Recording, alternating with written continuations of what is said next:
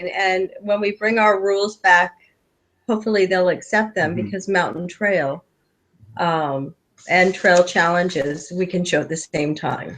Yeah, and another thing is a question that was asked: why do we need IMTCA? Why do we need International Mountain Trail Challenge?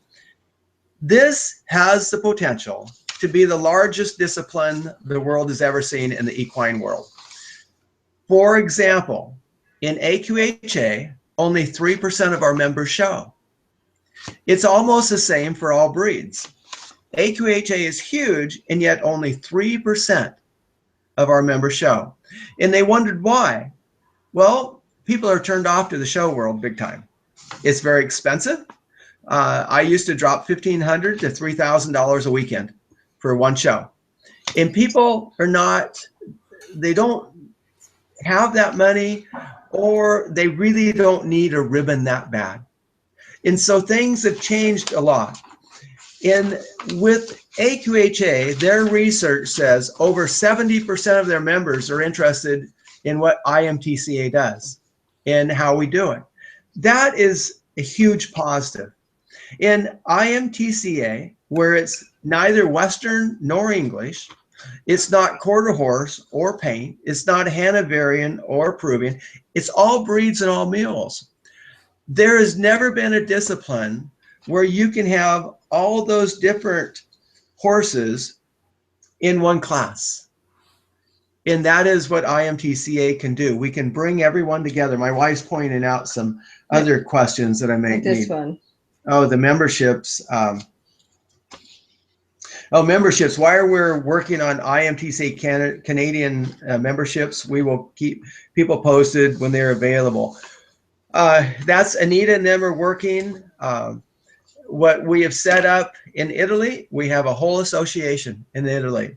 It's under the umbrella of IMTCA, just like IMTCA or just like AQHA Italian or Germany is set up under AQHA. The structure itself, we're setting up very similar. But let's say in Italy, in order to be an organization and to hold a show, you have to have insurance.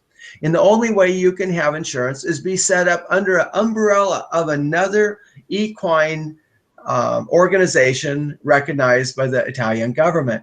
And then you can get insurance, and then you have their blessing. In Italy, for instance, you have to be certified to train mountain trail. And that's been a real quandary. So we've been getting people over here to America. We have an intern right now from Italy that just came in.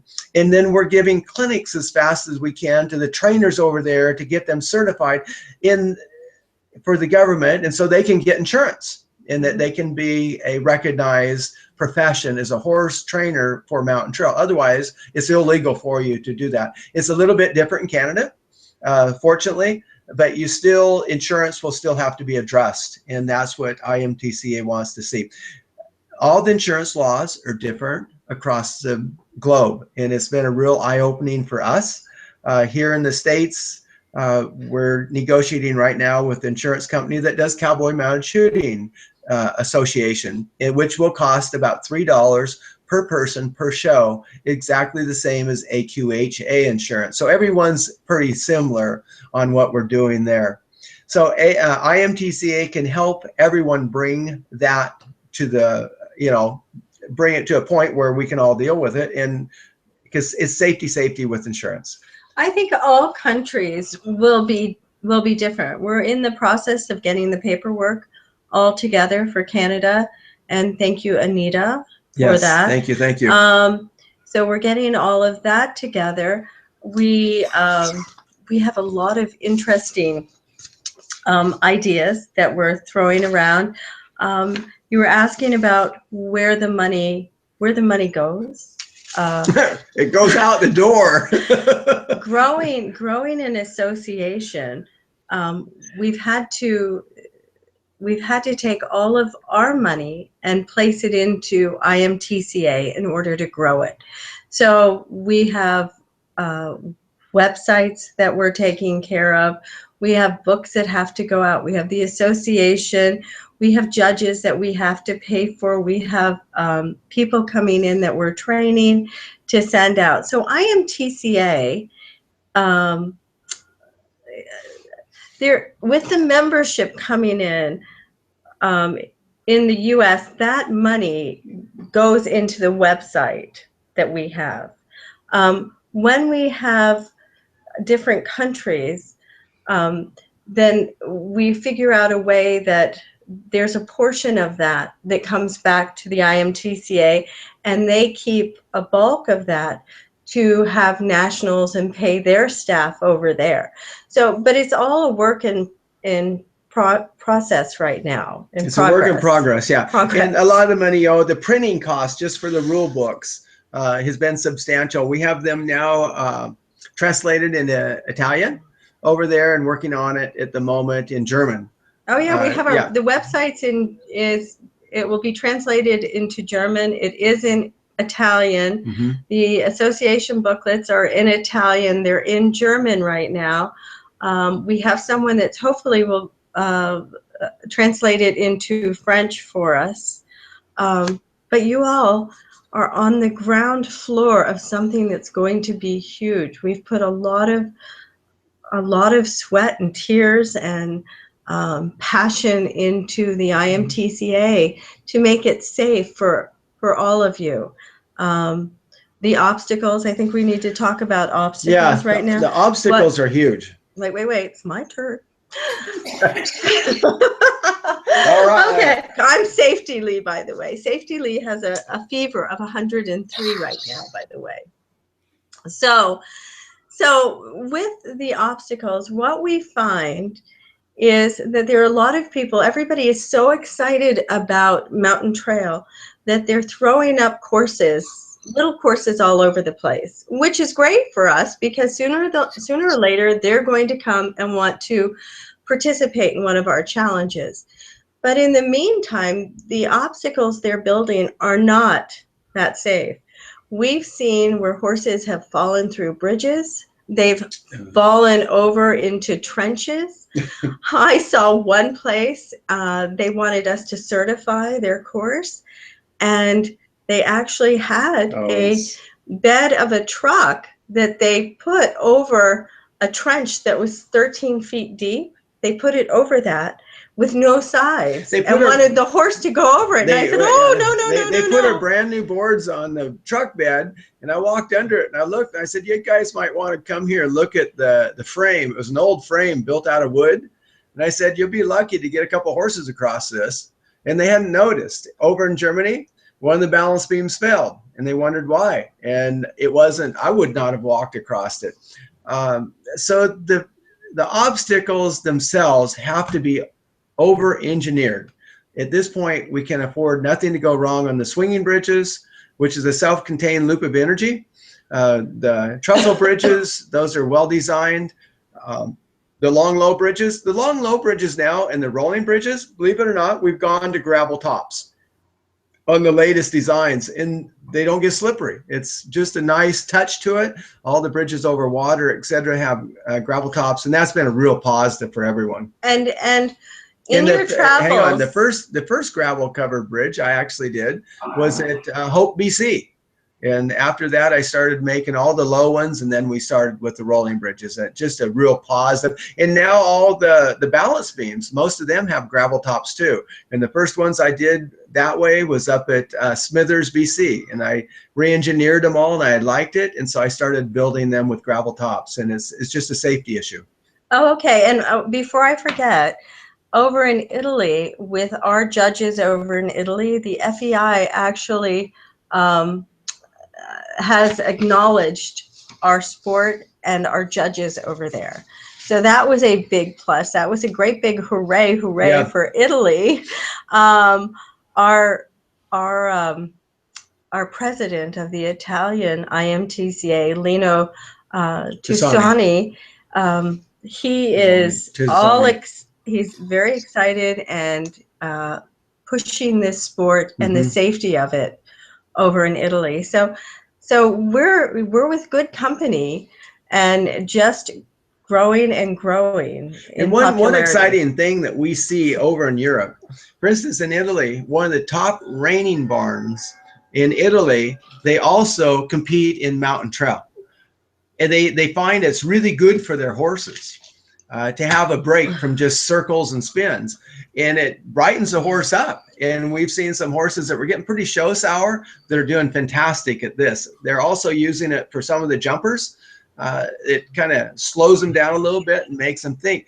And so that's exciting what we're seeing in Europe, that some real top end barns and horses are showing up in this discipline, not only because it's fun, it's also good for their discipline to be cross-trained. And we're excited to see that, really excited.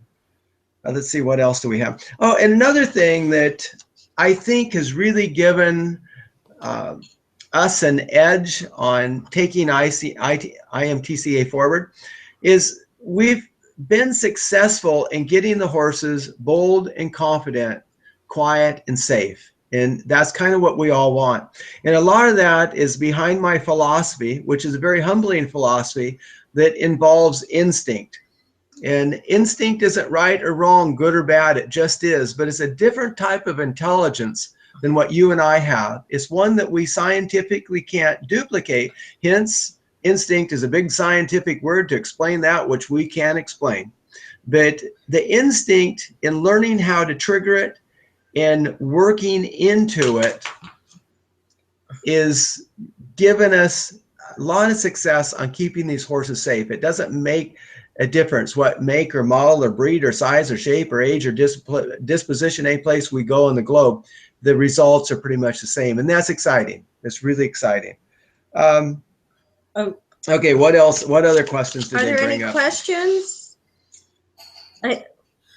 Someone said, what's the level that I'm striving for in IMTCA, for instance? What is the Stanley Cup of IMTCA? At this point, we have the Italian Nationals. We're looking to build this up so we can have that in the US, and hopefully we can have that across Canada, and that's our goal. And what are some of the questions you guys might have? Just a second, guys. Okay.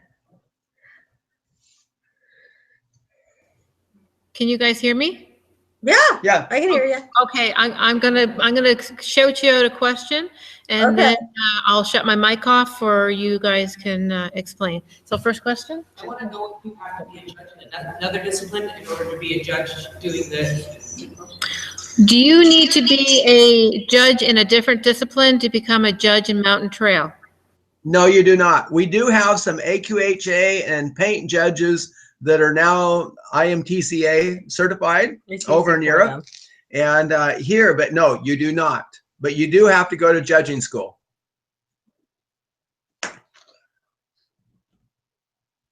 What's another question? How they work in the obstacles for the drafts. Okay, so next question was how does a draft How they work in the obstacles. how do they work on the obstacles?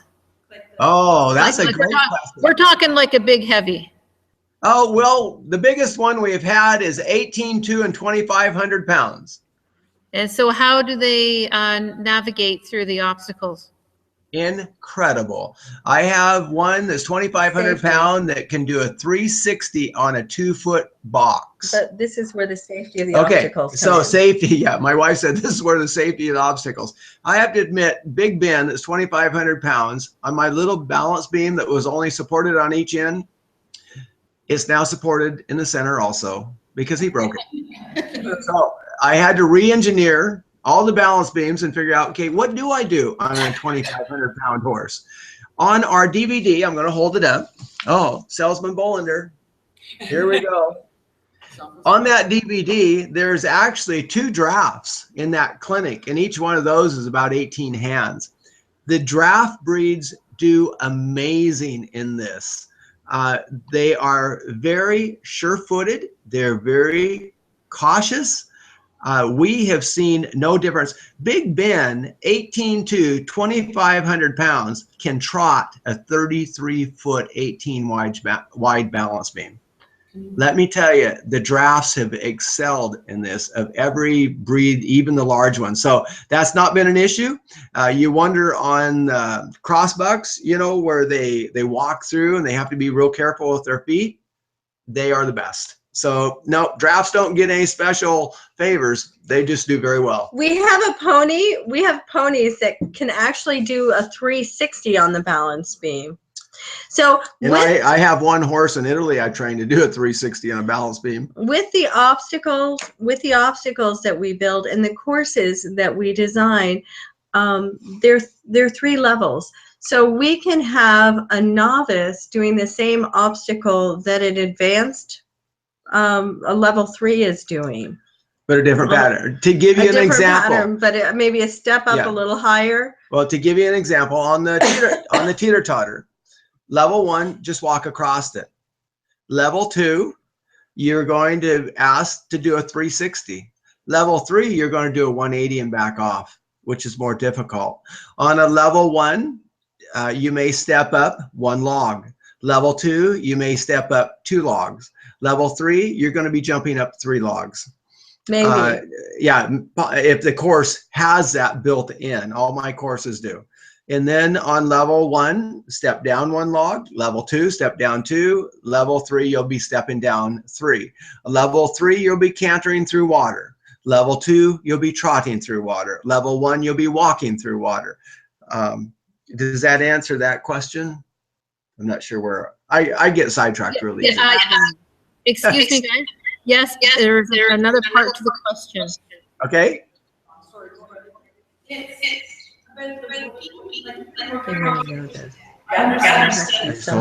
Yeah, okay. Okay, I'll go. Asking Clyde that's never done it before to buy skinny balance beam. I tell you right now, there's no way to do it. April, can you come up here to the microphone? I will try. I don't Come on. I wish we could see. Okay. You get to that point. Okay, April is going to ask you the question, okay? Okay. You just start off by telling them what to do. Okay, so I have a Clyde, and starting as a rookie, asking him to do like the balance beam or the small skinny bridge, there's no hope in heck he's going to do it as a rookie, not having to do that before. And you get deducted points if you don't attempt an obstacle. So how does that work in the rookie aspect, as when you're talking about the ones that can do it now, but I'm sure they're novice and they've had a lot of experience, but as the beginner, how do you judge that? In the novice. I know exactly where you're going, because if you don't even attempt an obstacle, it's minus 18. Are you talking about our rules? Hang on. If you attempt one and can't do it, it's minus 9, correct? Okay. Yeah, I know, but just saying from last summer when I went to a clinic, the balance beam, like trying to go on it, like there's just no way because he doesn't understand it, but I'm going to be deducted for not doing it, right? Here's my comment to you. This is not bad or good. There's a saying that called "ye of little faith." Okay, so almost every draft I've ever seen, I have never spent more than 20 minutes to teach them to walk across the balance beam. So, and that's the largest draft. And we had one down there in New Mexico. It's on the tape, actually. I just showed you. It was a 2-year-old. He was humongous. He walked across the balance beam just fine. It all depends on where are you getting the measurements, because are you talking about? They're 18 inches wide. I printed off your handbook and handed it to my dad. Yeah. Proper. So at a clinic or something like that, we can help you if you want to fly your horse down here with you. All expense vacation paid. You're going to have to bring us up there, but I'll guarantee you, your little horse can walk across that balance beam just dandy. And we've done it over and over. So don't doubt your horse. Believe in your horse. It can do it. And to give you an idea, on the swinging bridge. Okay, we got another question. Okay, go ahead. Who's got the question? You can come up. Is there a restriction on bits? Okay, is there a restriction on tack regarding bits? Yes, that's in the rule book. That's in the rule book. It has to be safe and good working order. The bits are all laid out in the rule book. What is acceptable and not acceptable. And two hands. You can go with a bitless bridle. That is acceptable. That is not addressed in there. That was an oversight, but it turned out to be a good oversight because many of the people in Europe ride with bitless bridles. You can ride English or Western. We don't care. And we have classes for bridleless. Yeah, and we have classes for bridleless, but I've often showed bridleless even in the regular classes. But it's safety, safety, safety. But no, there's not a lot of restrictions in equipment at all. We do not encourage tie downs or running martingales. And then there's another bitless bridle they use in a lot of gaming that has a metal bar goes up over their nose, and those are forbidden. It's all in the book. Did you see the it's in the book. Did you see the rule book? No, I don't have the rule. No, I Okay. don't. Well, they can always get online and pull the rule book off too, and they can see the bits. Yeah. Are allowed. In fact, we'll hold it up right now. And then the tack before you go in, the person at the ring should check and make sure that your tack is safe as far as your cinch is tight. Can you guys see that? Yes. Yeah. Yeah. So it's all addressed. It's all addressed in the rule book. So after the lights go off, if anyone wants to peruse it, they're welcome to. I'm sorry, what was that? Do we have any other questions right now? Somebody wanted a judging question. What was the judging one? Restrictions for the participants, from children to adults, or what? A participant in a clinic or? What is the? Oh, okay. Be fine. Are they class or? Okay, there is lead line. What are the age groups for a challenge? The age group for the horses, you have to have a horse No, at least. no, for people, humans. Under 18 is youth. I think I'll hold it up here. Let me get it for I you. think we can find It's that. under 18 is youth. Under 18, and they have to be at least 6 years old. Here we go. Look at this. We are on top of it. Horse 6 to 100. So, The horse can be 2. Yes, we the talking- horse can be 2. and the horse can be 2. Okay. Yes. Does that answer I- your question? Is there an in hand? It in hand for what? Can you take a horse in hand? So in hand? Yes. There's 2 that you have under saddle and in hand divisions, right? Yes. Okay, I wanted to go back and clarify one question. Yep. What are the prerequisites or experience for becoming or required for becoming a judge? We have some people judging that have been through judging school that are lifelong horsemen, that are very good horsemen and understands the difference between the horse breeds. For instance, one of the things in judging, if a horse rushes, and everyone knows a rush, which is a result of lack of boldness and confidence, and that's a deduct, a -1 deduct in the judging rules.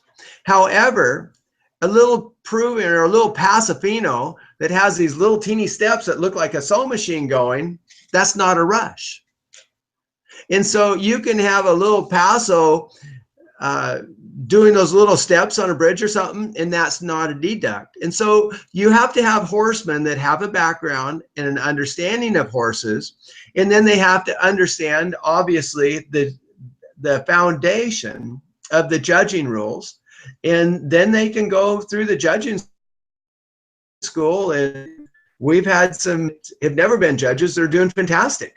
It's easier for the people that are already judges to pick up a new judging system, and all the judges that are in place now absolutely love this because it's not subjective. It's objective. They can get their handle on how it's scored very easily. And each judge, well, I guess it would depend on how big the course is. But with one of our courses, we usually have 3 judges and 3 scribes. So when we bring in new judges, those judges will work under the older judges as their scribes and get used to it. Or So what we're- we did over in Italy, we had the official judge. I judged open in the futurity classes, and I judged it out loud, much to the They all loved it. They loved it. I judged it out loud, and there's tens of thousands of people, and they loved, the participants loved it, but it gave everyone a real good idea. I took a huge risk because if I screwed up, I looked pretty stupid, but fortunately it went well. Where was I going with this? I don't know. I lost my train of thought. Inscribing. So then there were other people judging behind me. You can see in the videos and the pictures. And then at the end, we would compare their scores. How did you do? And that's what at judging school, when you actually do your judging, then we sit down afterwards and we compare the scores. And there are some people, truthfully, they'll never make judges. They can be very intelligent and smart, but somehow they can't get their hands on. And it goes very quickly when you're judging. And it flies by quickly. So you have to understand the horse. You have to make a decision and stick by it. But yes, you can. If you have a good background, you can make a judge. You just have to go through judging school. Mm-hmm. And we'll get you once you go through judging school, you'll have a card, and then if rules change, if we update, then we'll send you the updates, and then every year or so you'll take a written test to make sure you're on top. Okay, and then there was a question too. Someone were wondering about the different divisions in the challenges. You have your lead lines, you have your novice division, you have your youth division, 6 to 17 years old, in adult division, 18 and over. You have your open division, and then you have your money classes. You can always show up, but you can't show down. You can show in 2 different levels per year is all. So if you show in novice, then you can show in novice level 1 and level 2, or adult level 1 and level 2, but you can't show in level 1, 2, and 3. Is that answer some questions there? Any more questions? Oh, I have to tell you, one of the favorite classes. Honey, are they there? Okay, Are you guys there? Hey, hello. Our blue dot is moving. Anytime you guys make noise, it goes woo, woo. Like, oh, someone's here, a blue dot. So, we're staring at a blank. Can you hear me? I can hear you. Okay. Okay, we have a question. Okay. So I know in a lot of shows, it's kind of frowned upon if you ask the judges how you did or what you can improve upon. You talked a little about that earlier. Is there a time where participants can speak with the judge, or do you share their scorecard with them at the end of their run? Yeah, great question. I can't talk to the judge. Okay, you start, you have a walkthrough at 8 o'clock for the shows or challenges. And then after the walkthrough, the judges are available for any questions you may have. So now, when it's all said and done, you have a scorecard that you can look at. And that will tell you what your score is for your entry and for your body and for your exit. It's simple enough that you're not going to have to ask the judge afterwards, how can I improve? Because if you look at the body and you remembered, I just went through the rock patch and it sounded like it was trail by braille because I hit every rock, and you know that every rock you're going to get a -1/2. And so if you hit 10 rocks, you get a -5. You zero that.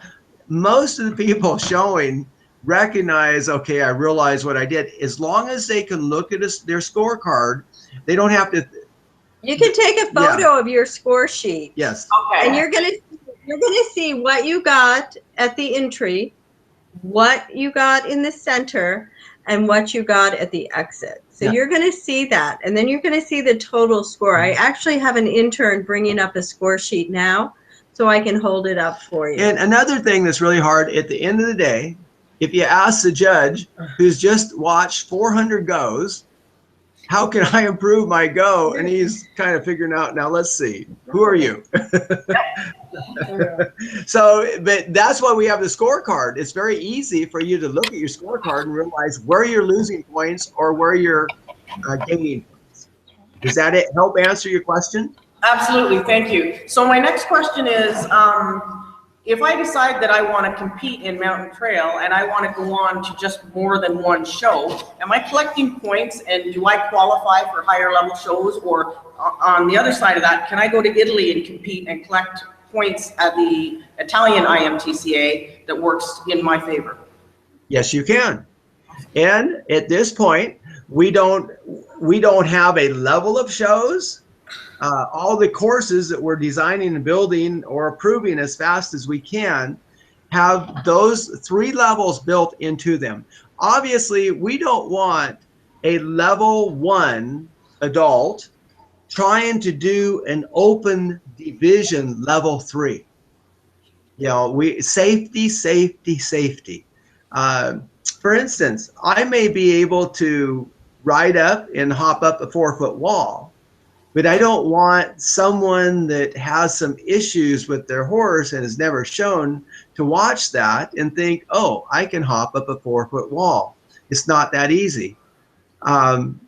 So as the shows grow, like over in Italy for their nationals, which was just a huge success, the open division, the patterns that I drew, and see the patterns are drawn for each course, for each show. Now, our patterns for our shows, they stay the same all year for each course. So you know if you're improving, and that's the whole goal. Can I improve my skills, horsemanship skill, and improve my scores? That's our goal for you to do that. But as you move up, you're going to find out that once you pick up that canter and you start doing the obstacles in a more difficult manner, for instance, a 360 on a swinging bridge, you'll watch level 3 horses do that, or a 180 and back off, and they make it look like anyone can do this until you try it and you realize, darn, that wasn't so easy. And then I was going to tell you the most popular class is what we call gambler's choice. Until you're given 2 minutes and you can do all the obstacles you can. The rules are slightly changed for gambler's choice to kind of make it a little more safe. For instance, normally on an obstacle, if you step off an obstacle with 1 foot in the body, it's a -2. If you step off with 2 feet, it's a -5. But in gambler's choice, if you step off of any obstacle with any foot, you get that whole obstacle zeroed.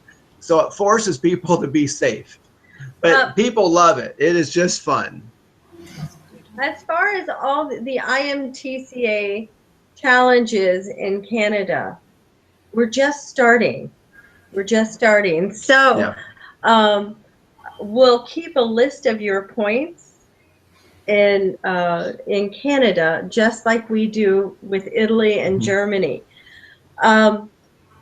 If you want to cross borders and show, I really don't know that answer yet. But they do accumulate per year in total. Yeah, but I don't understand.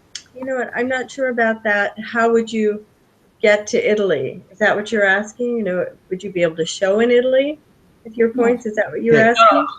Just whether those points were valid. Like if I just happen to go to Italy and show.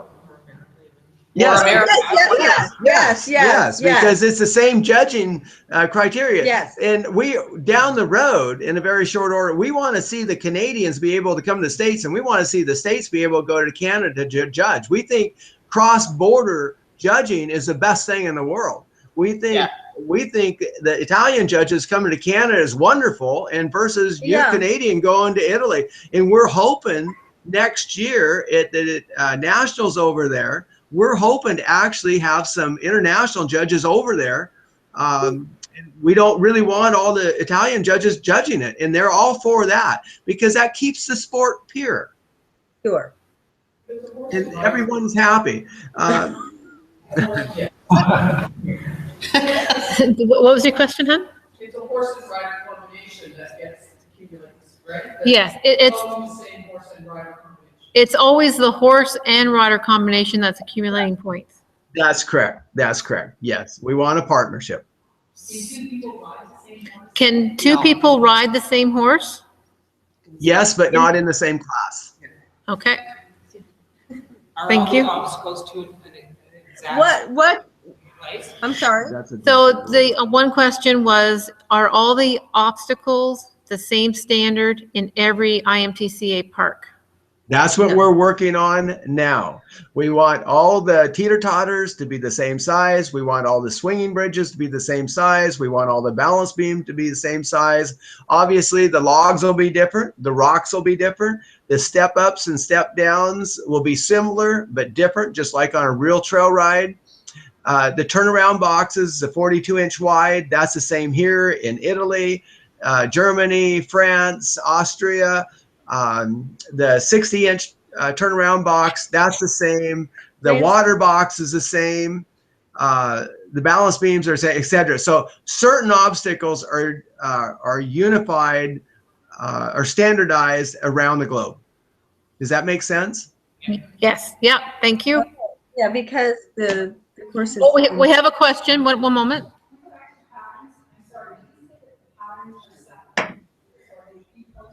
Yes, yes, so at your park, your patterns are, and they are on his website, by the way.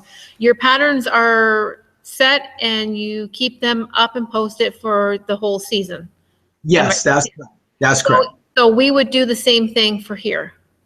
Yes, yes. But then your final national show would be all new patterns. Okay, that's fair, that's good. Yes, all new patterns, and no, those. Oh.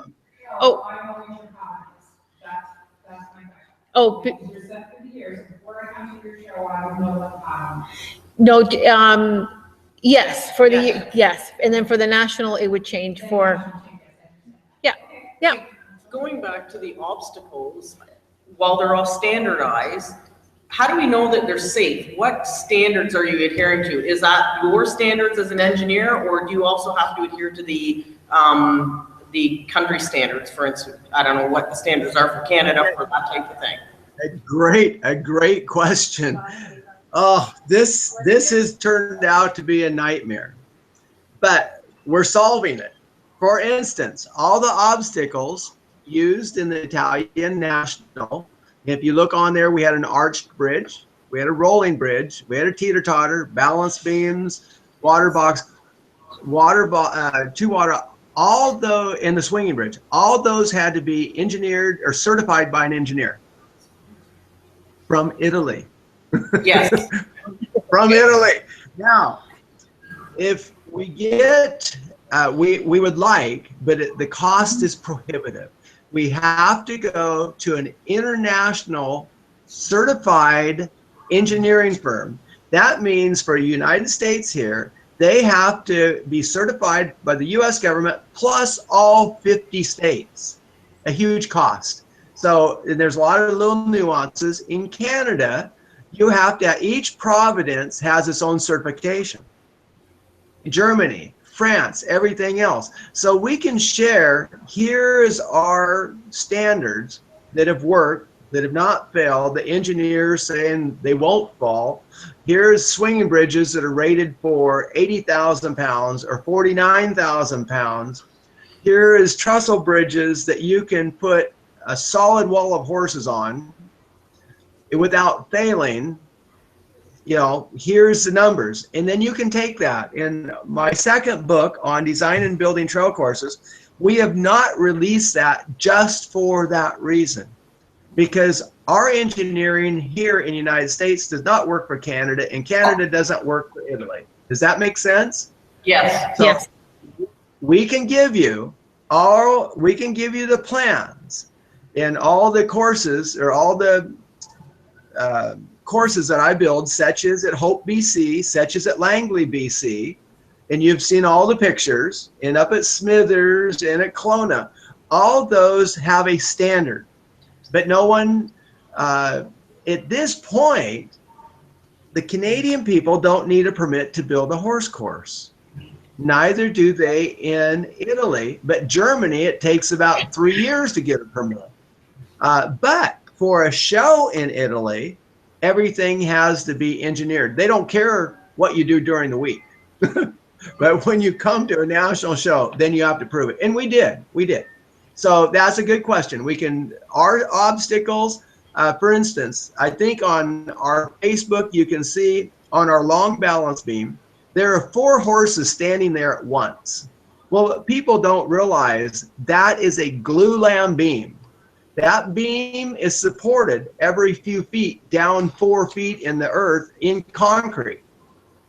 And so you can put a huge load on that beam, and it's engineered to hold it without any deviation. When they step off, I have 4-foot cantilever, and my deviation to be allowed is 1/2 inch. Even Big Ben at 2,500 pounds met my 1/2 inch deviation, which is well within standards. I technically could go up to close to 1.5 inches without any worry of a structural failure, and yet I have a 1/2 inch. So I'm very happy. On all the trestle bridges, we have a deviation that we can go with. Our trestle bridge here is that my support for it is 2/8, but technically that's on the light end of it. It will work, but what we found out, people tend to overload bridges and obstacles for photo ops when our backs are turned. So then we would put 4 4x6s on 12-foot spans with the trestle bridges. And then we found out on the calculations, to overkill, we went to a 6x6, which is much heavier. And now we have virtually no deviation regardless of size of horse or amount of horses we put on that. And you might say it's overkill, but we can't afford an accident. Safety, safety, safety. On the rolling bridges, people would see the plans. They said, it doesn't need to be that heavy. And then they found out, well, if you put a 2,500 pound horse on it and it's cantilevered over the roller 2 feet, the other end comes up. So now they understand why it has to be 16 feet long, 4 4x6s and a heavy deck, because otherwise you have to go to a system that we had to go to Italy because they thought it was overkill. The engineers did. They didn't want it that heavy. And so the other end would flip up. And so right before the show in Italy, we had a welding crew out there, and I was engineering it so they could have a roller system kept so it didn't flip up. And then they saw why we need weight. And so everything has a purpose on the obstacle. So they're all designed for safety, safety. For instance, the water box. People started making water box. They thought, you're overkill. We don't need a 4x6 or a 6x6 water box, a 2x6. Well, you start at a clinic and you have 10 horses that refuse a water box and start stamping on it. And then you start training on it. After a month or two, it's destroyed. It doesn't hold up. Where we have over 1,000 horses a year come through here at Bolender Horse Park, everything has to be designed to last for at least 5 years. We're finding out on the balance beams, on the small ones, the tops, we only get 3 years out of the top of the balance beams because the horses paw and they chew and they're hard on them. But that's with over 1,000 horses per year. But so we've designed in top that can be replaced. But then when we went to the gravel tops, guess what? All you have to do is put new gravel in there. The Texas two steps, that is designed. People thought that was over designed. And so then they'd fill it with gravel and they'd blow out the sides. The thing would fail. So we're pretty comfortable on what we're doing. To give you an example, the swinging bridge is a self-contained loop of energy. It's built exactly as I build a steel building. It's contained underground, a steel building is. A lot of people don't realize that. It's not just little red irons up in the air. These swinging bridges, they're all a self-contained loop of energy. So you can put a tremendous amount of weight on them without any issue at all. And if you have a 2,500 pound horse, that's important. But they have to be engineered far above that. I think the weakest one I have is a design for about 40,000 pounds. Any other questions? Anyone else have a question? Is there a place where you can see what the design is so you can make something at home and practice with, like certain things like skate pole and stuff? Are there plans or pictures that people can use to build their own at home?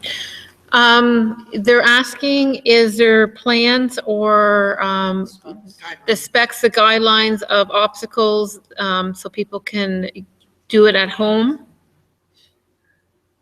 There are, and we're actually having a draftsman draw them up right now. I have them. They're drawing them so we can actually email them. They'll be real clear. They're being put on a CAD program actually, and we're trying to figure out how much do we want to let them go, because that's actually another line of business. We have actually building these courses all around the globe. The courses are different. They're asking about obstacles, and just the plans obstacles. and the plans. The obstacles. Plans For plans training at home. I guess they can refer to the Yeah. IMCA handbook. Yes, yes, we have plans for those. Yes, So yes. who certifies that the course that I might go to in Canada is up to standard before I get started? Okay, so somebody asked me, sorry, who certifies that a course is up to standards before a person can go to that park and put their horse on it? IMTCA. That will be me for the moment. For instance, if you look at the Trestle Bridge up at Smithers, Langley for Gordon J. King, they're at Hope, BC, they're at Kelowna. It's not Kelowna, it's Balma or Balmy or something like that. It's right by Kelowna. You'll notice those Trestle Bridge all look exactly the same. They're all engineered exactly the same. You'll notice it. So what do we have planned for here in Ontario?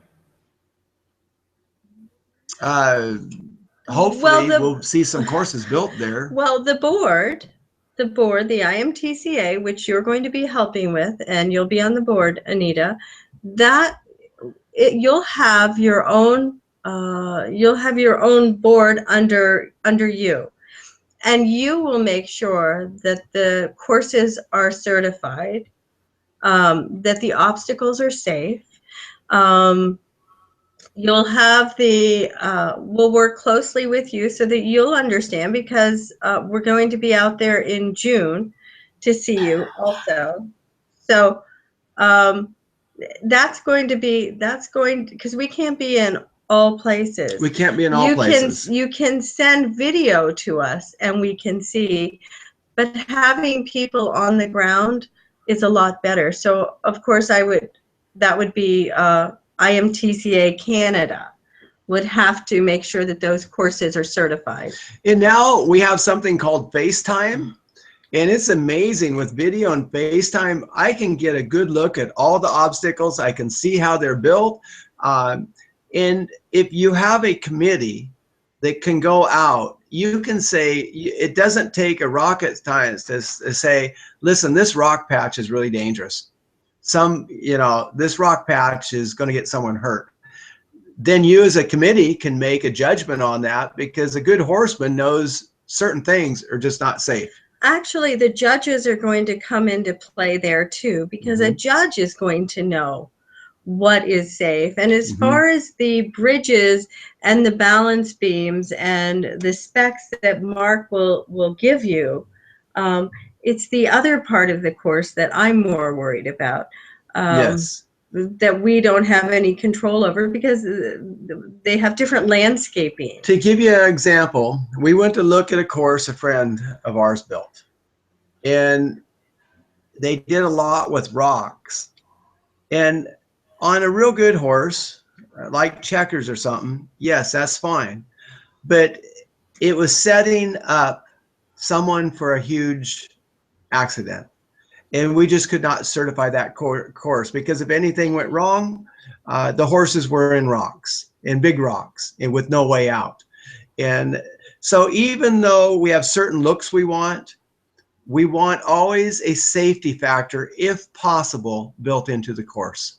And that's one of the 17 items that we look at when we originally build a course is safety. Safety, safety. Any other questions? Or does that help answer that? That helped answer that, yes. And we give them the specs to those. And how many obstacles are required while you're at that? Okay, so I didn't hear that. How big Oh, how does the course need to be? How big does the course need to be in square footage Or and acreage. or acreage? And how many obstacles need to be? And how many obstacles do you need to have are required? Okay, and Anita, you can't give the answer to this because I think you know this. I know. But how many people in the audience have seen the pictures from our course? We're gonna show them when we're done. Yeah, we're going to show them after, when we're done here. Okay, and you can look on the website and see all the different ones. Our course with, I think, 50 some obstacles, and it's all 3D, ups and downs, and that's on 1.1 acre. Isn't that cool? Yeah, that's pretty cool. It's 200 by 250 feet. I think the largest course I built is 300 by 350 feet. This is a spectator sport. People like to be close. And on the courses, the ones we design, they're designed so we can actually run 3 classes at once. Perfect. And so going back to the obstacles, how many are required For a show. for a show? 6. For a challenge? Or 6. 6 of them in the rule book. It's in the rule book. And it gives you an example of which ones. And I made it easy so that you could practice and have your practice shows. So if you like the rocks are required. The turnaround box is required. Raised logs, that would be required. A scramble is required. These are easy things that you all can do. The balance beam is required. The high balance beam is optional. Okay, a teeter-totter is required. Yep. And the crossbucks.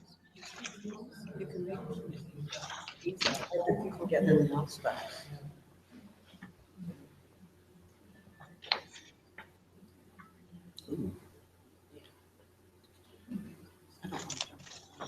Yeah, let's see what else. And you only have to pick 6 of them out of the required obstacles. So you'd only pick 6 that you could do out of the required ones. Okay, on the website, if you all were to go to imtca.org, you can pull the rule book off the website. And that will give you obstacles that are required. And the required ones, you would only choose 6 out of those. Okay, and then we have optionals. You can have as many as you want. Okay. Does it make sense? Okay. Yeah. Yep, that makes sense. I think we have another question. Do we have yeah? Going back to certification, is there a cost to have your park certified? Is there a cost to have a park certified? No, not at this point. We're trying to just make sure they're safe, but no. Excellent. That would be, that would probably be something that would fall under the IMTCA in Canada, Anita, because you would have to, other, judges would go out. So that would be something that it would be up to your discretion how you did that. And what's really going to help, we've had a number of interns from Canada and they just keep coming. And that's really exciting for us. So then later on you can send those interns, which are probably coming from BC, send them up to Ontario. Yes. Oh, and here I filled out a judging sheet. Can you see it? That's what our judging sheets look like. That's awesome. Isn't that awesome? Yep. I know. So yeah. That judging sheet has truly evolved. That's evolved more than anything else, and we finally got it right. So you know what our goal? Okay, you got to scoot over here, buddy. It's my turn. Okay, so our goal is to one day make this an Olympic sport. And I Yes. think that we can do that. So we're setting the ground rules up for all different countries to come in. That's why the judging is so important. Can you have other groups come in, Peruvian, the association come in, and do they get points? Yeah, you can Yeah, they do do. that. All you have to do is fill out their paperwork, and they'll go by our challenge, placements. our placements. They'll go by that. You just have to call them, or they call you, or whoever's on that different breed will bring in a slip of paper. You have to tell them how many people were in the challenge. You sign it, and so they get points for that. And that's with all breeds. Mm-hmm. Okay? So we're able to do that with our judging. That's awesome. That's awesome. Okay. So what we're working on, how many people are there right now? 28. Yahoo! Oh. Okay. So what? Thank you all for coming. That's by the that's way. good to hear, because all we have is a blue dot that goes bigger and smaller when you talk. Plus, we have people online. I was able to get, I think I've got some people online. So they're Oh, up wonderful. watching hours and hours and hours away. Wonderful. So what we're working on right now is we're bringing in sponsors to get the sport on TV. Okay, so that's our goal right now, is what we're doing. So hopefully this year it will be on RFD TV. That's what we're working for. That's what we're working for. Okay, so hard. So, but we're on our way, and we have sponsors that are Yeah. right behind us for that. It'll be small this year. We're actually working as we speak to team up with a person called Rick Lamb for RFD TV. So we'll have a couple minutes a week with him on the TV and on radio, just trying to build awareness. And then our ultimate goal is to have a half hour once a week on TV, and the filming for IMTCA. We want that to be able to be done in Germany, on courses over there, Italy, and we'd love Canada and the States. And so we want it not, it's not just Bolender Horse Park. This is something that my wife and I have set out to take across the globe. And for 5 years now, that's what we've been doing. You've had many people from Canada that come down here for clinics and learn the judging. And so we've been a big part of that, and we're excited. Everyone up there that is doing mountain trail, for the most part, especially in BC, actually started right here in Bolender Horse Park or Washington State Horse Park, where we also hold clinics. And so that's exciting to see it grow. Can everyone work together? I'm sure they can. I mean, that's our dream and our goal, to have one. Well, obviously, he's not letting his wife talk. Okay.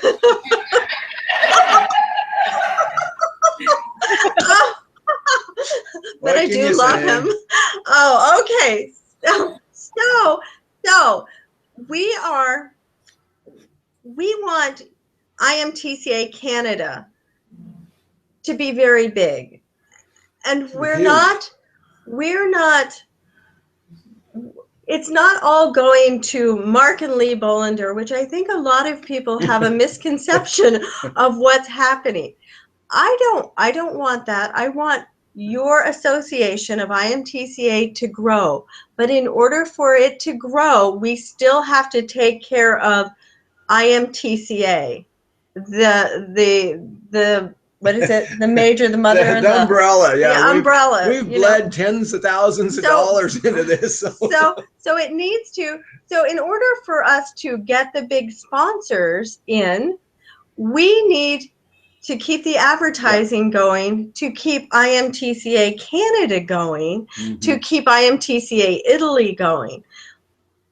And so what we've decided, or what we have is I think is a really great idea, is we're going to, and you all can tell me what you think of this, all the members of IMTCA Canada, when you pay your membership for IMTCA IMTCA Canada, that money goes into your association. But then you also have to be a part of the major IMTCA.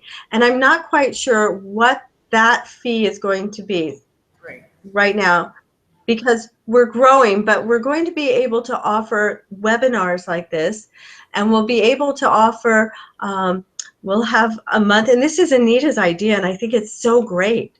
Yay, Anita, yay, yay. So we'll have one obstacle per month, and we'll talk about the construction of it, we'll talk about the safety, how to go over it, the training on it, and we'll have little perks like that in the IMTCA, Right. in the large IMTCA, but all of those members in Canada, uh-oh. It's What okay, we're happened? good. Yeah, we're good, we're good. Okay, well, we heard it. So we have a lot of ideas, and we're growing fast. And what we need is for everybody to work together and make this big, not for Mark and Lee Bolender, but for Canada. Make it big for Canada. And then we all come together, and hopefully we'll have an Olympics one day. We're growing something that no one has ever seen before. I don't know how any of you have heard about it, but you know, I would imagine it's the courses, the books, you know, all the videos, magazines we write for. yeah, Facebook. And so if we continue to grow this, we'll be bigger than the AQHA, because we're all breeds. All breeds. And because because there is no bling to keep It's not people, English, it's not Western. yeah. Go back for 1 second. I knew he wouldn't let me Lee talk. brought a great idea up, you know, on, oh, I love that. Remember, this is On live. safety. Like I know. today, amongst the zillion other things I was doing, I got 2 calls, one from, I think it's Arizona, or yeah, Arizona, and one from, I have to look on my phone, not Missouri, it's back east, on the east coast of United States. And they're building a course, and they're working on their own, and they all want water crossings, which are great. You know, we're all for that, wonderful. And then I have to go to a course that we have to do next Wednesday that has some wetland issues. And anytime you have a water crossing, I tell them, you have to have a base. And they said, why? And I said, you start cantering horses through a mud spot, and you might get through there once or twice or a dozen times, but eventually a horse is going to pop a leg and go through. And so all the water obstacles, we like to see they have a gravel base, plus then they have a grid system, like the one that we built there at Langley was very wet area. And so we put gravel down, then we rolled it, or we rolled the clay, put gravel down, and then we put a plastic grid system we shipped up. You can ship it from Germany. That's what we use in Europe, or there's a place here in Washington State that makes it. The best product actually is made here, but the stuff over in Germany is pretty good too, but it's just not quite as stiff. And then you put gravel over that and you roll it in, and that way you can canter horses over there forever. And they may even start redoing how they do all the Olympic ponds, because that's really expensive to build. And this actually is better with a lot less cost, but you have to have a base on these ponds and the trenches. The trenches, people are just building trenches. They fill up with water, they get soft. Horses have gone down, and we tell them, you've got to have a base on those, or else you're going to have a horse that's hurt or killed, or a person, and you can't do that. So all these little things that we're talking about are formed to function. Safety, safety, safety. And so people call me. I'm always happy to give whatever advice or help I can. Thank you, Mark. Can you get Mark to talk about how he teaches his clinic and the agenda? Oh, when you guys come up, can you just give a little tidbit about how you will conduct your clinic, your participant clinic? Yeah, we start off with, I share my philosophy on how you'll be successful. For instance, all the horses every once in a while, there's an exception. I think I've had one exception in all the hundreds of clinics now, but all the horses will end up walking across the balance beams and the swinging bridges. But you start on the ground and you teach the horses how to master the obstacles, or how to navigate the obstacles from the ground. And then when that's done, we also have some riding lessons. I need to find out, what do I have?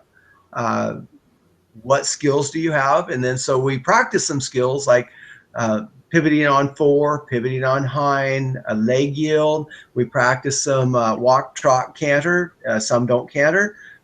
We practice some basic riding skills. I want to see if people can ride a straight line. For the most part, they look like they've all been partying the night before. No one rides a straight line. It's quite amazing. It's quite amusing because it's the simplest test ever, and everyone laughs and everyone fails, and it's just fun. I don't know why, but we have fun. Lee and I are very passionate at what we do. My goal, or my job, is to push you past your comfort level, but not the danger level. So I always will be pushing and building you up, because I find out I can inspire you. You can do this, and the people have fun. My job, one of my professions, actually, I'm a teacher, and a teacher transfers knowledge. It's not about me when I come. It's about where you end up, to build a better partnership and a better relation with your horse, and be able to walk across that balance beam or ride across that balance beam with the horse. And that's our goal. It's fun. So you will have fun.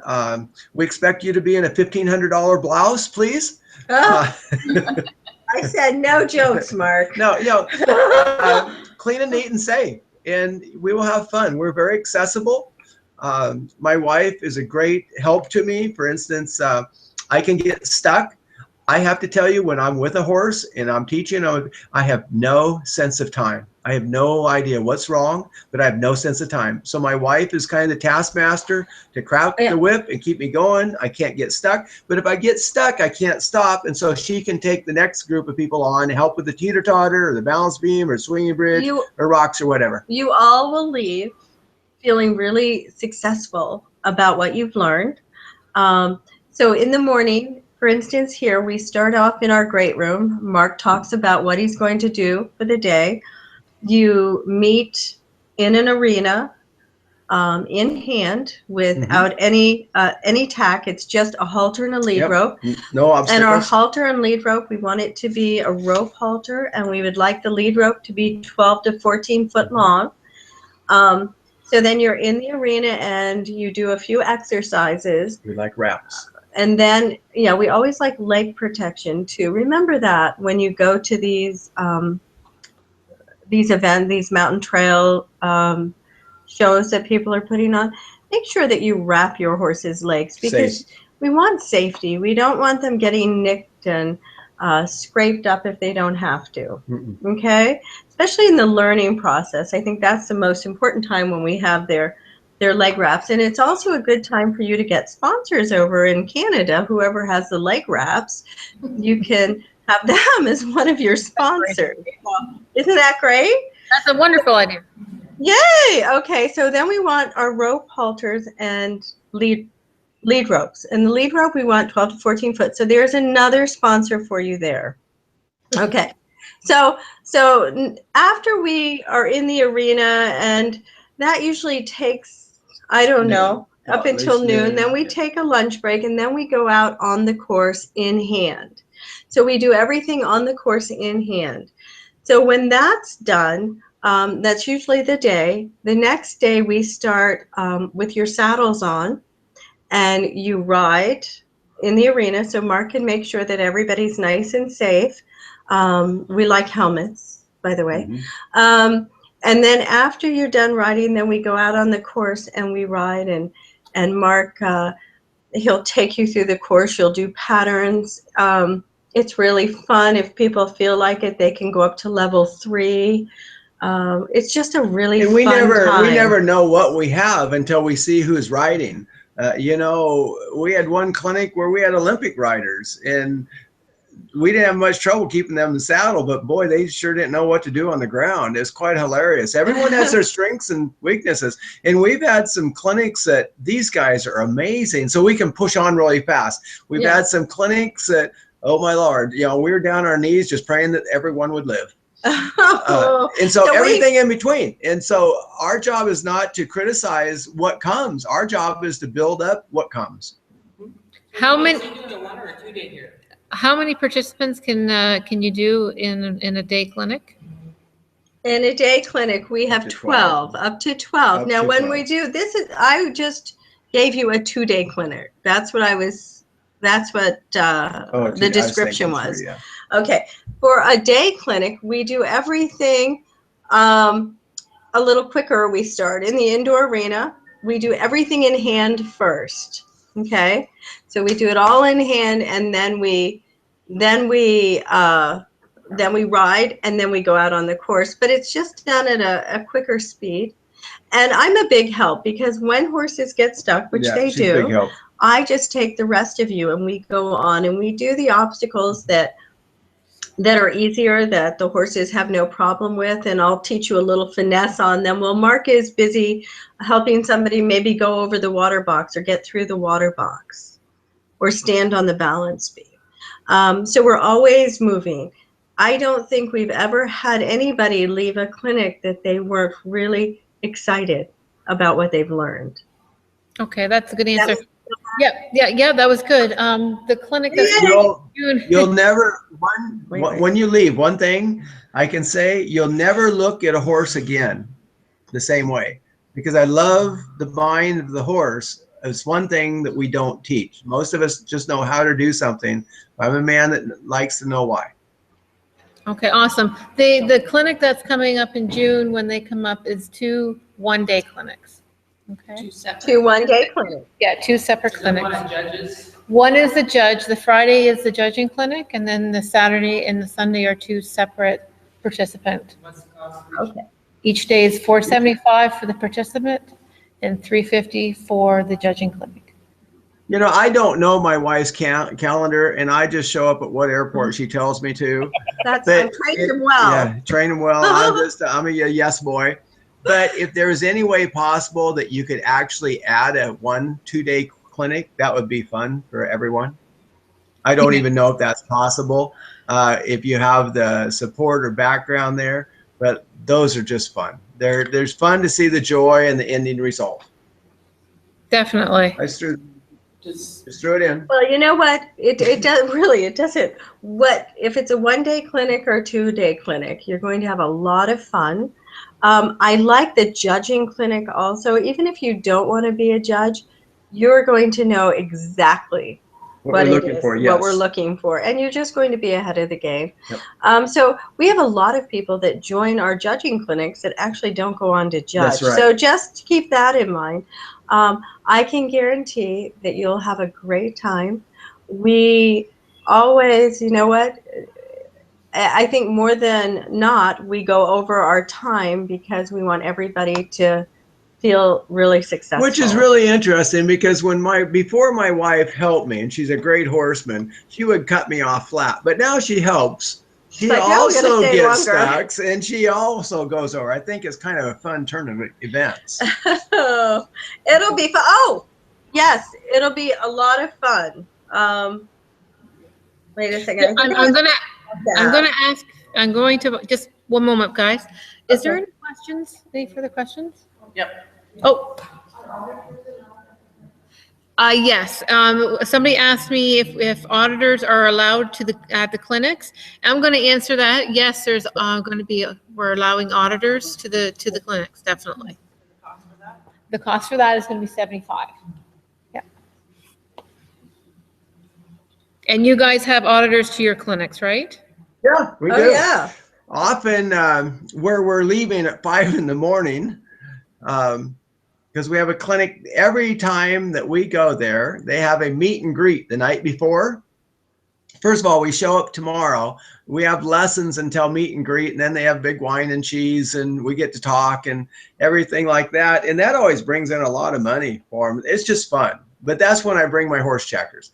And then we have some veterans doing some things. And so, yeah, before the night before, you can also have a meet and greet. That's fun. The auditors are always welcome. Okay, perfect. Thank you. That's something that we can think about having that when you guys come up for the Friday, we can have a meet and greet. I'm sure we can have something similar what we're doing tonight. Oh yeah, the meet and greets are really fun. You know, everybody brings, like, they'll bring some cheese, wine, or whatever, and it's fun. And there could be a couple of horses there, and that is all done. Mark and I just throw that in to get more interest. Yes. You all have to realize we have so much passion for what we do, and it just shows. And we just want you all to be a part of it. Just be a part of it. Be safe. Help us grow something really spectacular. Yeah. Does that sound funny with my throat right now? Like, yeah, your voice is starting to get a little froggy. Is there any more questions? Yeah. Anita? Yeah. Wait a second. I'll let Mark talk to you for a minute. Go ahead, talk, honey. Okay. I'm waiting for another question. Oh, we don't have any more questions at the moment. Wow. You have the floor. Oh, I don't. I was kind of caught off guard there for once. Talking is not okay. So we have another. Well, actually, we have a challenge that will be in Montreal in October. Anita, yes. Can we talk about that? Definitely. Yes. So we have a challenge. Let me get my calendar. It'll be in Montreal. I'll give you more of that information. We'll throw the posters up on IMTCA. That's right, yeah. But you know what? This will be great for all of you. Whoever comes to the clinic and you learn, and even the judges, because we're going to need judges there. Mark is going to judge, but I'm sure that I could put in a couple others just for the experience, so that you all would see how quickly it moves. It's going to be indoors. We're real excited about it. Yeah, it should be a lot of fun. Let me see. That'll be right before we head over to Italy. Yeah. And that is in October, right? That's in October. You know what? I think it's October 2nd is the challenge. And then they have 2 one-day clinics on the 30th and the 31st too. Okay, that's awesome. Okay. So yeah. So you're welcome. So it's growing. It's growing. Okay. We were gonna go to 9. I don't think we have any more questions, do we? Do you guys have anything else to share? We'd like to share their park pictures after. Because we would like to just well, if when we're done with you and Mark, we're gonna just bring up your park and share some pictures online, and have a little talk here. I'm sure they have other questions to ask me or something, and then we can chat later. Now look under the courses under Bolender Horse Park, and then IMTCA, and a lot of pictures off of our Facebook.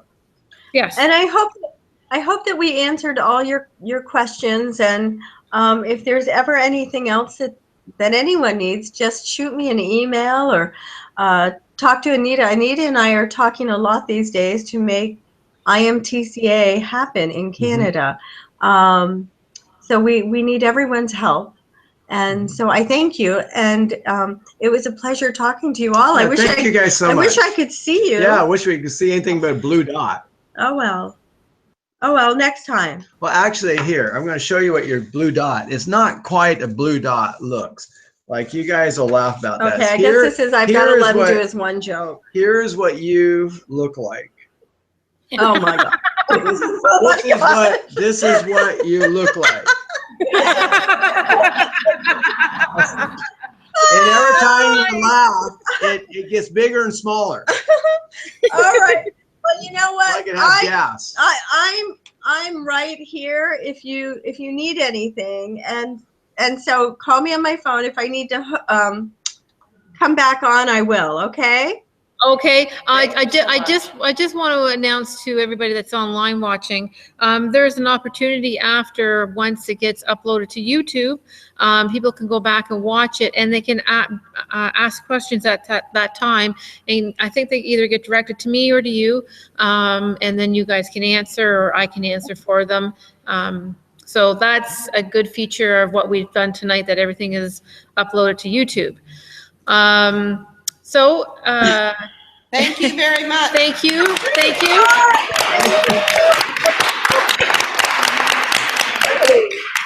I love the clapping. The dot really goes wild on clapping. Oh, thank you so much. Everybody safe drive home.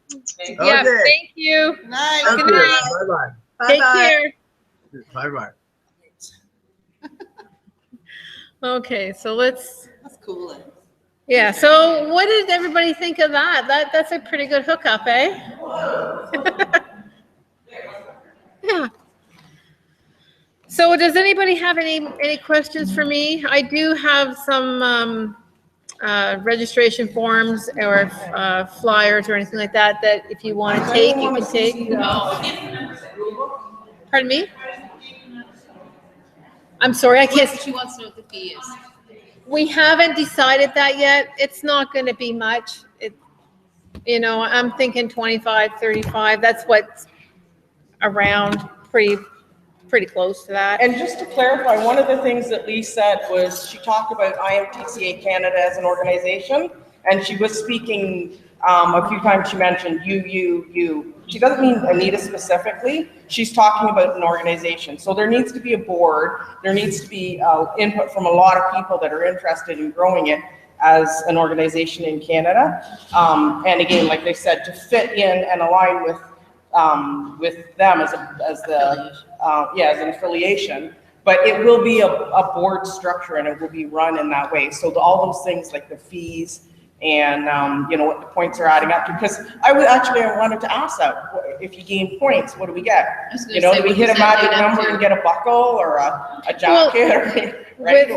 I guess it depends with the nationals, what we decide. As, and that's what she said, as our organization, that's something that we will get to decide, right? We're building one right now. We have one that's been just a working park, but there's one that's going to be IMTCA certified by Mark himself. So yeah, it's in Pontypool right here. There are other Canadian parks. Yeah. There's some in BC. Cindy has one in Cohill. It's not affiliated with IMTCA, and that's the thing was, one of the things that I worried about was, I actually went to a show at a private park at a friend's place, but she was having a little show, and there was a horse doing an obstacle, and the obstacle was not built so that it was kind of top heavy, and the horse toppled off the side. It was okay, everyone was okay, but I thought, geez, if that was me, I'd have been like, I'm done around, right? It wouldn't have worked for me. So that was one of the big things is, how do I know when I go to an IMTCA park that it's safe? And is it, or any park, any park. If I go to any park, how do I know it's safe? And that what they're saying is, he's an engineer, that gentleman's an engineer, and all his specs will have to also adhere to our Canadian standards. And that's right? when we were talking last night, Mark and I, all his obstacles, like all the structures, like the bridges and the teeter-totters, all the trestle bridges are all over designed. So he kept safety. So when we get those plans to build those bridges here, we have to get them stamped by an engineer that is international. So that's where a little bit of cost is going to be incurred, but it's something, it's safety. You can't put a price on safety. It's going to be, yes. He's, Mark and I and Lee are designing the course. We're rebuilding, and hopefully he can come up with my husband's schedule. He can, Mark is going to come up and certify the park and design it, certify it, and away we go. And we'll be ready for our first clinic in May. In the wintertime, not now.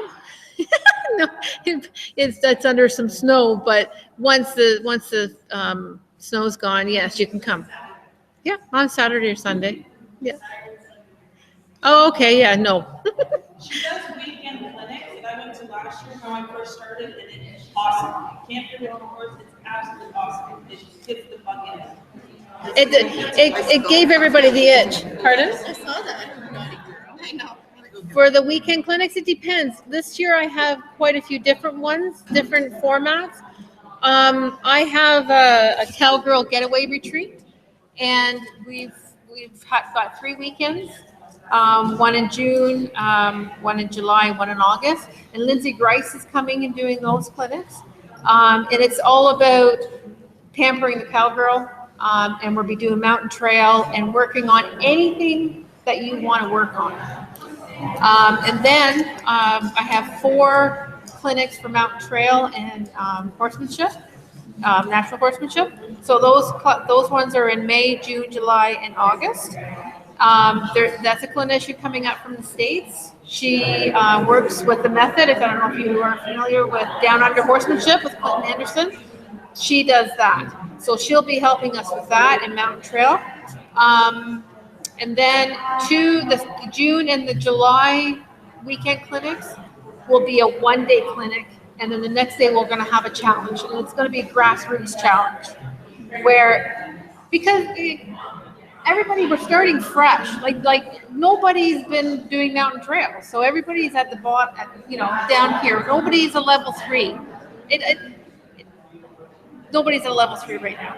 So we're going to build the park to level 3, but we won't see. I'm not going to have level 3s this year. It'll be just level 1s and level 2s.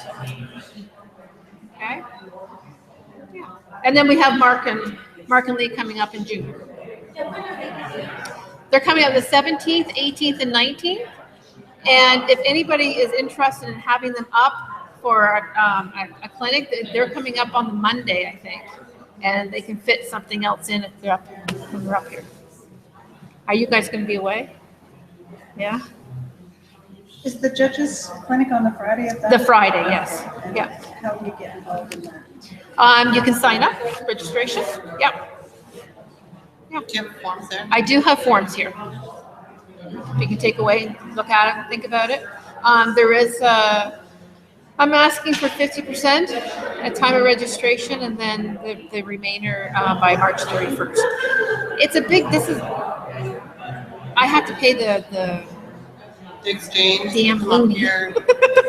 That exchange, that's a killer. If it wasn't, you know what? If we didn't have to deal with, if our money was at par right now, oh my goodness, it would be. No, I'm not going to say cheap, but it would be so much less than it is that I have. What do they charge US dollars? $2,000 a day. $2,000 a day. So your 12 riders, break it down. 2,000. Yeah. If somebody wants to have an interest in becoming a part of the board, Come see me. Yeah. Come and see me. Is there anything you guys want to see on here? Any pictures? Any like Mark was saying? Do you have your book? I don't know if it's going around. All the obstacles are in there. If you check my Facebook page, I've got a few. It's a very simple, like I said, it's a very simple working park. It's not anything pretty like this. It will be. It's under construction now. Yeah. We've got, and I put a blurb out there. My daughter calls me blogging. You're blogging again? No. Back just after Christmas, we're going to have a contest this year, and we're putting a new theme on our park. And I'm going to start putting pictures up on Facebook, on my Oak Springs Farm Facebook page. Little bits and pieces of what the park theme is going to be about. And the first person that guess what the theme is. They're either going to get a free clinic, or they can go into the auditors for a day. Yeah, I haven't decided yet, but yeah, so something fun to do. So let's see his part. I want to play that game. Yeah, right. What? Oh, yeah. Sure. Please, thank you. You know where the switches are? I know. So the board is not set up yet? No, we're just on the ground right now. Lee and I have been talking back and forth for the last 3 or 4 weeks about IMTCA Canada. We've been talking for a while about them coming up and doing my park and the clinic and that, but this is all fresh, and it's all, the paperwork is starting to flow to the government. I got to get affiliated, and once I get affiliated, then we'll start working with getting a board together. And the purpose for tonight's It meeting won't is to see what the interest is, to see if we can get it, off the ground. So. Yeah, I'd be interested. Would you? The Okay. judging as well. Oh, perfect. I like that. So Anita's just putting some pictures up on here of Mark's park, of the obstacles. Oh, you know what I want to show you? I found the other night was IMTCA Germany. And this young lady is just a phenomenal rider.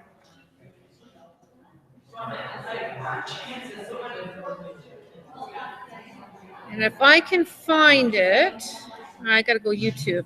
Hold on. So these are all courses he's designed? Yep, these are all his design. And he comes and hey! You read images. Yeah, he comes and he gets his hands dirty. He doesn't just come and design and say, you do this, do this. He gets his hands right in there and dirty. CCA Germany. Germany. Yeah. Really good. Okay, let's go to Italy. Well, it goes close. We can do both. Why not? Do all here. So you could be hired if you're judge to go and judge in Germany. How cool is that? Who looks after that paperwork? I would The organization, right? think yes. So they pay for your flight, and, like the whole 9 yards. Yeah, it'd be like any other. Yeah. It's a free trip. Oh, where is she? Give me a sec. Why is it always different when you go on a different computer? Like, why is that?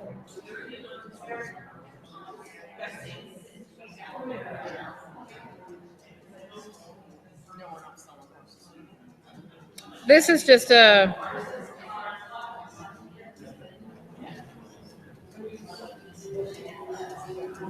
But this is his course.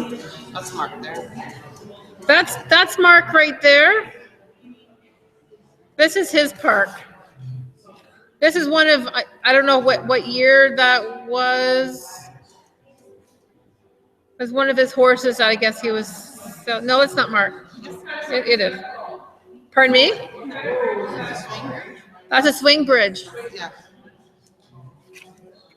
We can see the rolling bridge if they show it.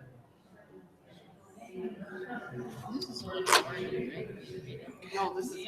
This is in Washington State. This is by Silver Fox. Is that where they live, in Washington State? Washington State, yeah. So is the waterfall just to make it look pretty? Just for it to make it look pretty, yeah. Yeah. So one of the neat things we're going to do, Mark was talking about going on TV with RFTV that we can't get in Canada, Now we can. but we'll work on that. We get rural. Yes. So this, how do you like that? How cool is that? Isn't that cool? Oh, and then turn around, yes.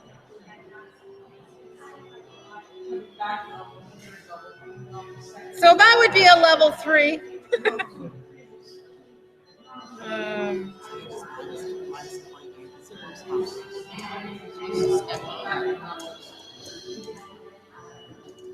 I'm really glad to see the standardization of the obstacles, because some of the things I've seen Oh, that haven't my. been standardized are really tracking, Absolutely. really tracking, and not good at all. No. Mini pots. And that's why I got in contact with Mark and Lee, because they're all about safety, and I'm attracted to that. And it's And you want to build it so it's not destroyed. exactly.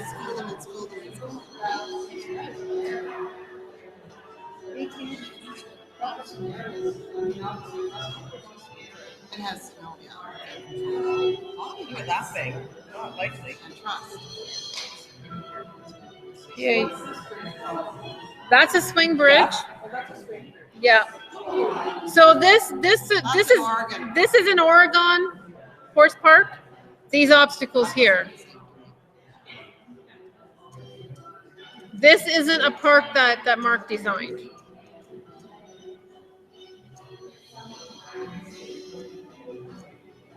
Yeah, you can a lot of schools. You can't just take a horse. Yeah. That separates them. Yeah. And from the boys? Oh yeah. So Anita, are you going to, not to put you on the spot, I don't mean to put you on the spot, but someone just addressed the training, and you can do a lot of training on your own horse, but to actually train on specific posture. Yeah. Are you going to put in place that to keep? Of course, Yes, because so- that's the only way. Play days, so unstructured, where you can come in and, is that what you're talking about? Yeah. Yeah. Like put the park for an hour. Yeah. Or Yeah. days, or, you know, Yeah, definitely, because that's As long as your park's not busy, then yeah. exactly, like, it would have to be booked and all that kind of stuff. But nobody's gonna get this new discipline is not gonna grow if you can't, if you can't could. keep paying for clinic. No. Just so you can try an Exactly. obstacle, right? Yeah. exactly, you've got to be at the school somewhere. Yeah. Definitely, yeah, yep. And we're central, so And I'm only 15 minutes away. that's awesome. Pardon? Yeah. Where are you? And Let's go in Millbrook. Oh, okay. Just down the road. Yep. So, like, Yep. Yeah, I'm in Millbrook. you only require Yeah. you know, so. All right. So I'm gonna stop this for a second. I found out where I can go for the Germany one, Oh, okay. and I don't want to look at it. Yeah. it is Extreme Trail, It's not even. PAUWLS. Riding. Riding. It's flat mark, shoulder in, haunches in. Dressage. Dressage. dirty word, dressage. Yeah, that's right. Dressage just Okay. means training. That's all it means. This is I like this park. This is the park, the IMTCA park in Germany that Mark designed, and that there's fake. That's just a picture. I love it. This is in Germany. Too much air. You're all bareback with a bridle and helmet. This young lady was Mark's intern several years back. Is that wood? Yeah, that's all wood, like firewood that's been placed in there. And crossbuck.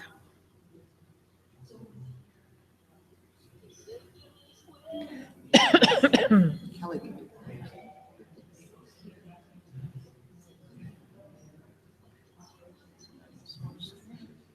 Wow, yeah. This is that water box that he was talking about. So it's got like a board in it that pushes down. Yes, it's a plywood with holes that goes. That's right, look like it's.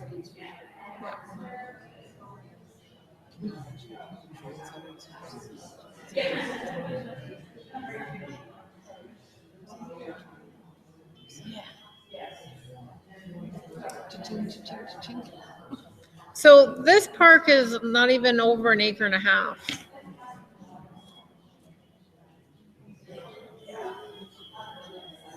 I have an acre of back that I can do that. Yes, you bet. There you go. There's It's already got some moguls in it. this trestle bridge. There's pictures on her. I don't know if it was on her website or something. of them putting this trestle bridge in, and I'm telling you, it is pretty darn serious construction. There's footings going down, well, whatever their frost is, whatever, but it's amazing. And then a great big crane came and dropped this bridge in there. It's like, this bridge here is amazing. Look at that. That would be like instant death for me. It's double boarded.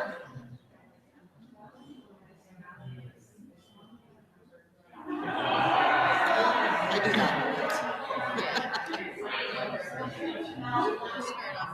Very back without a bridle. So that's the rocks you talked about. The horse is supposed to not touch rocks to go through. Yes, exactly. Yep. They're supposed to find their way through there safely and not hit any rocks. When I did that with Meg, I just didn't even pay attention.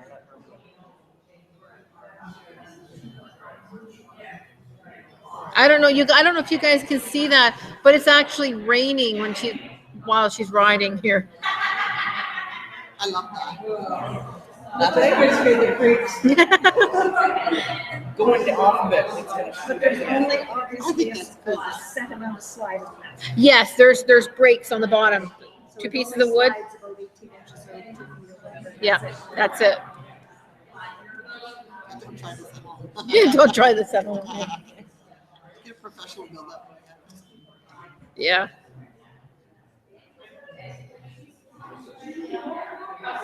Just taught my horse to separate out his legs and walk across a pole this way, like walk this way across a pole. Now I'm gonna have to teach him to pull his back again.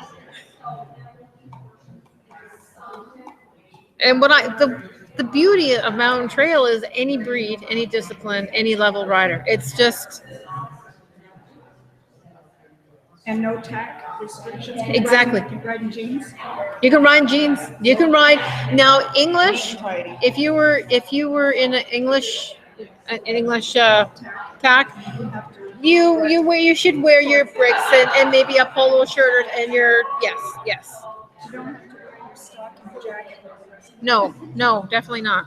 Nobody wears stocking. Hey honey, we're still in the meeting. I We're still in the meeting. It's pretty. We're good. Yeah, we're almost done. Yeah, it's going really well. We're just watching a few Pardon? I don't know. I can't hear you. Anita? Hello? Oh, Hello? it's probably Hello? Lee. Hello? They're looking at the robot stuff. Hello?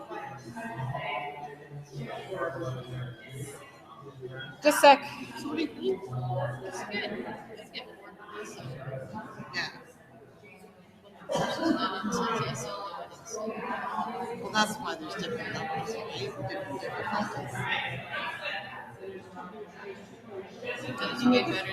levels. Yeah.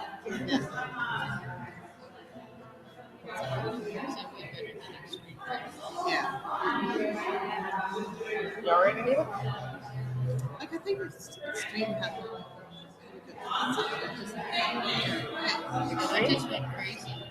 like if You know what? I went to a clinic and I had a blast.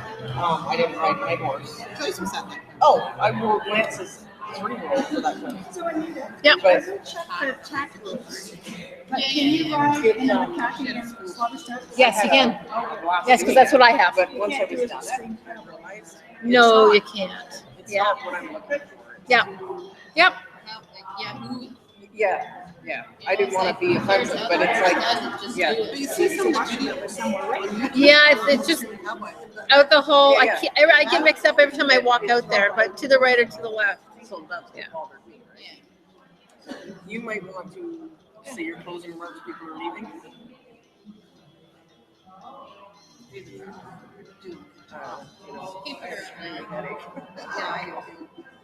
Oh my God, Anita.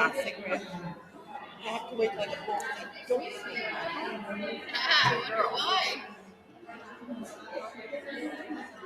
Go ahead, just call her.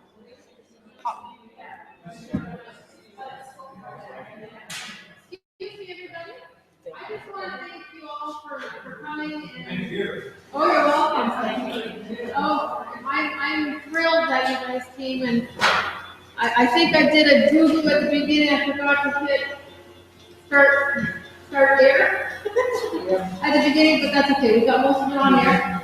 I will post the YouTube feed on my Facebook page. So I don't want to look at it, I'm just getting it for you. Oh, I guess eating it. Yeah. And thank you again so much for coming out, and hope you drive safe home, and hope you guys come out and Not your book. I have some registration forms. I have a sheet here. It was what? Somebody was offering it, so I said, there. Yeah, thank you. You can do that. I don't know where these are. Start closing. You can take that. Where the chairs go, Anita? We'll have to get the thing out to. I mean, against the wall.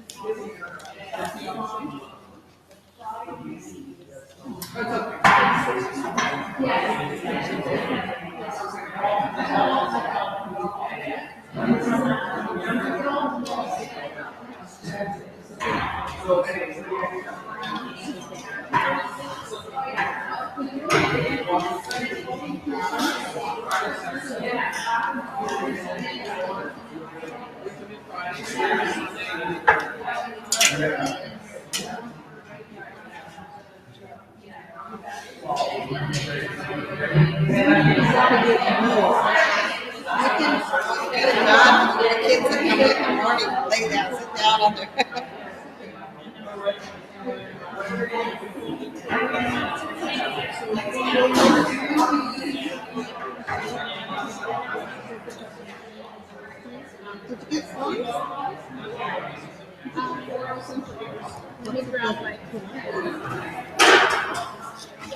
If you just want to write your name down and your email address.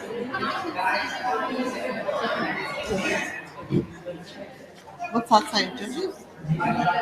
What's Springs Judge Clinic? Yeah, judging clinic. And this one.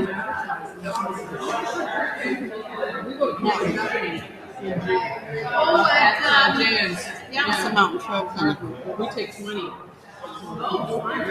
How many do you have?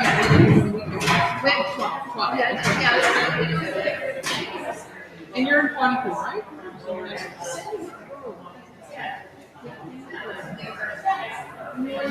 I know we're sending it.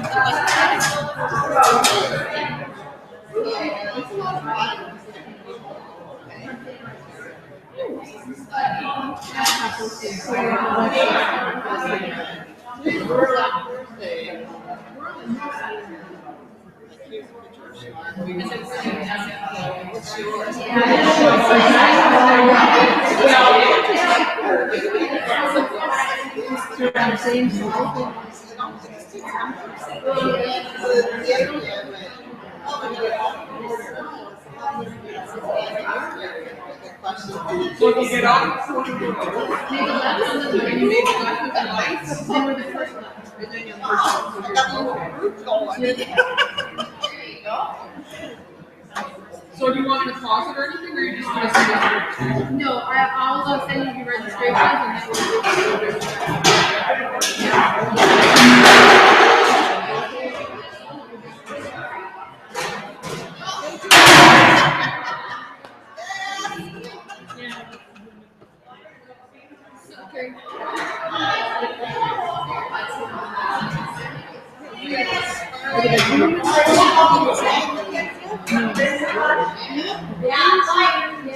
She's really busy. Yeah, I would like that. To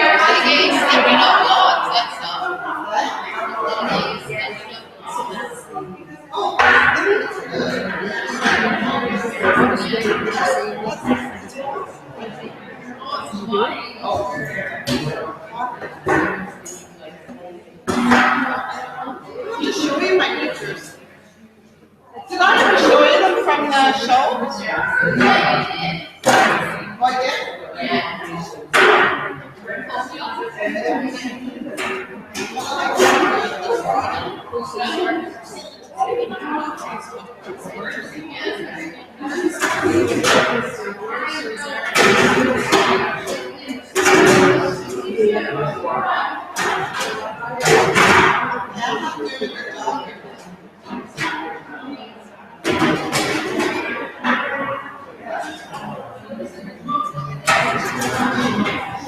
It's something that's like you and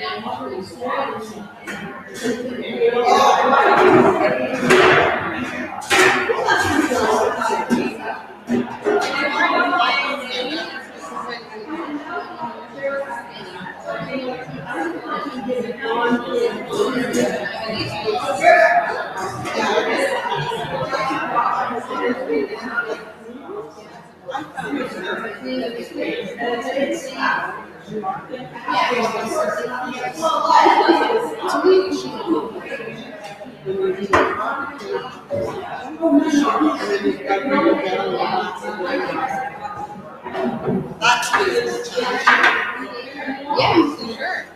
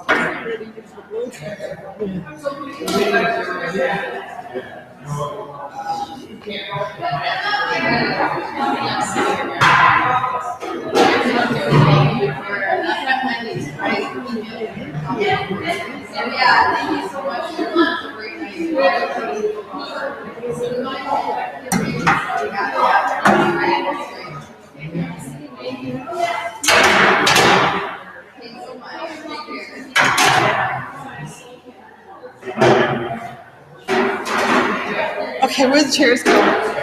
Drive me nuts.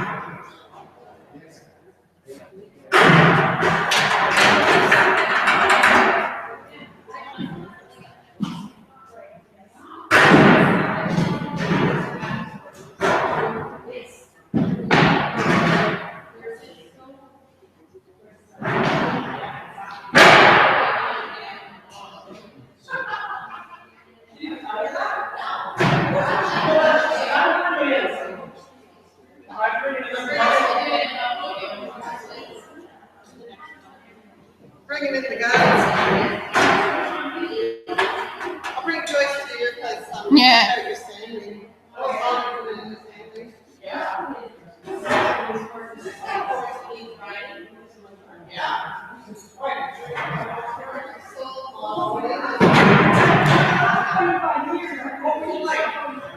What have you got? She's got a few spare horses. These are kids tick off. Oh, no.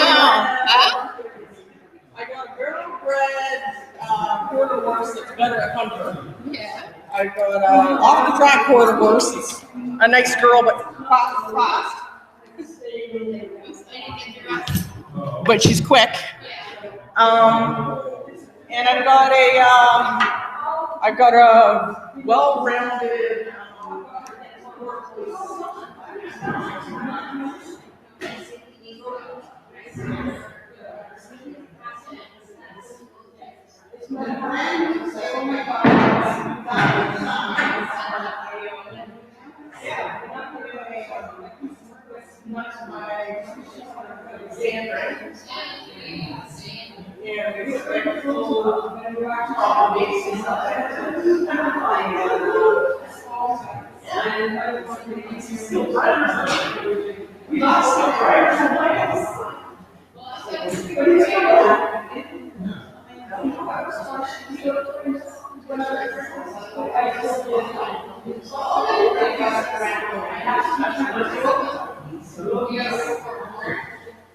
I haven't had it.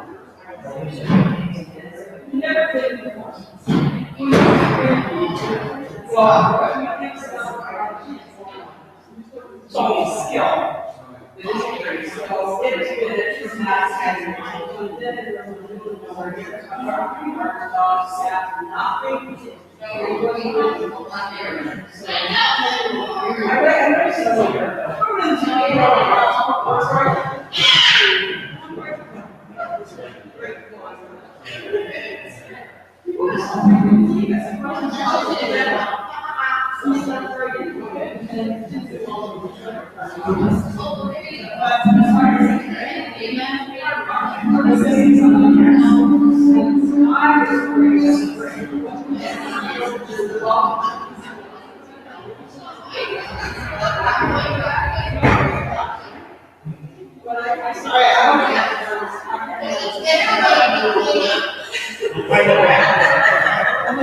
Dude, I'm trying to help you, but you're gonna get stuck here. Yeah, this is mine.